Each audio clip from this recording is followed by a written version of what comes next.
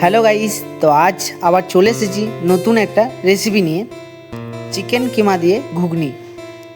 ভিডিওটা লাস্ট পর্যন্ত আপনারা দেখতে থাকুন।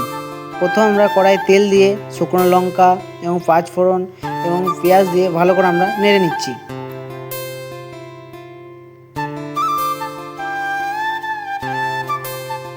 এরপরে আমরা পরিমাণ মতন কাশ্মীরি লঙ্কার গুঁড়ো দিয়ে দিচ্ছি।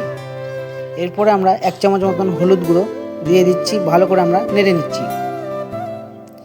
এরপরে আমরা আদা রসুন পেস্ট 2 চামচ মতন দিয়ে ভালো করে আমরা নেড়ে নিচ্ছি। এরপর আমরা চিকেন কিমাটাকে দিয়ে ভালো করে আমরা নেড়ে নিচ্ছি।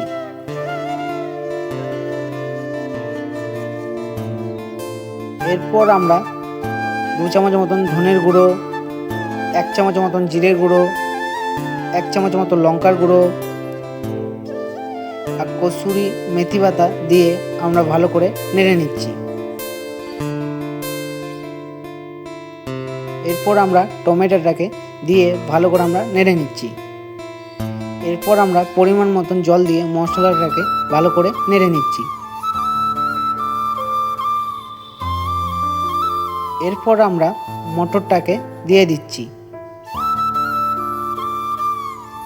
এরপর আমরা মটরটাকে ভালো করে নেড়ে নিচ্ছি।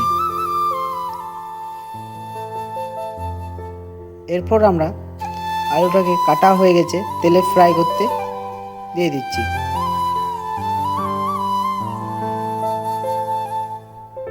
তো আমাদের ফ্রাই হয়ে গেছে। এরপর আমরা আলুটাকে দিয়ে ভালো করে আমরা নেড়ে নিচ্ছি।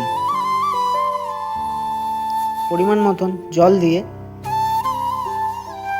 নেড়ে নিচ্ছি।